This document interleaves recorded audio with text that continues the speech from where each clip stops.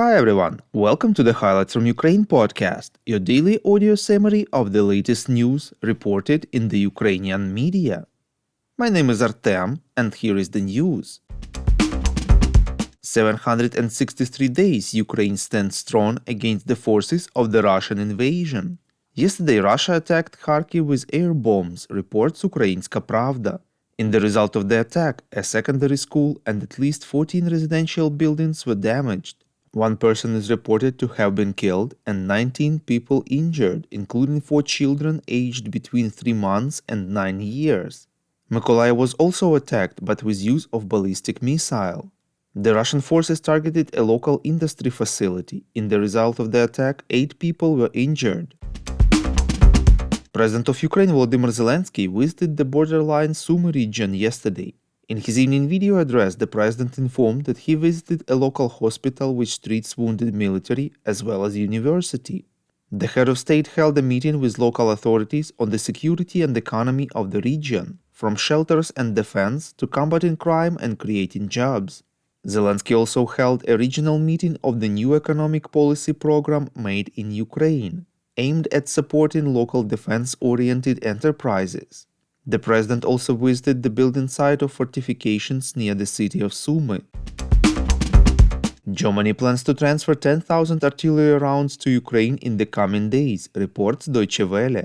General Christian Freuding, head of the Bundeswehr Situation Center Ukraine, said that Germany decided to supply Kyiv with ammunition in 3 stages.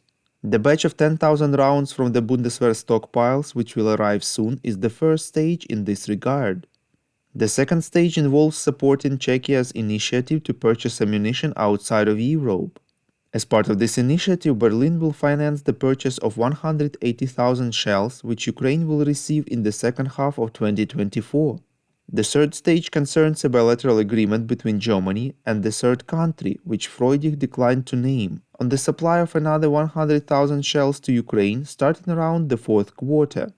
When asked what Ukraine needs most now to successfully repel Russian aggression, the German general named, quote, artillery shells, ammunition and missiles for modern air defense systems as well as armored combat vehicles, unquote.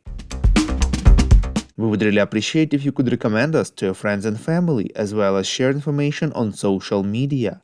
This way more people would learn about the podcast and truth about Russia's invasion of Ukraine. The ambassadors of the European Union have agreed on the continuation of the so-called autonomous measures of trade with Ukraine, reports European Pravda. The Belgian presidency of the Council of the European Union said on Twitter that they agreed on a new compromise to extend trade measures for Ukraine, securing a balanced approach between support for Ukraine and protection of EU agricultural markets. Earlier media reports stated that the Belgian presidency over the EU Council updated the draft agreement on the extension of duty-free trade with Ukraine, taking into account new restrictions. The updated draft partially took into account the requirements of Poland and France. The document says that the base period that will be taken into account when determining the volume of duty-free supplies of Ukrainian agricultural products will cover not only 2022 and 2023, but also the second half of 2021, when the volume of Ukrainian imports was lower. Ukraine opposed this proposal. The European Commission's estimates voiced at a closed meeting of EU ambassadors indicated that Ukraine would lose 86 million euros if the second half of 2021 is also taken as the basis for calculations.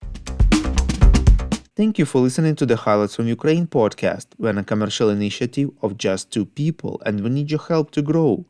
Share information about the podcast, rate us in the app, subscribe to our Patreon. With your support, we are getting better. We call on you to demand from governments of your countries to impose the toughest sanctions possible on Russia and its citizens to stop their invasion of Ukraine.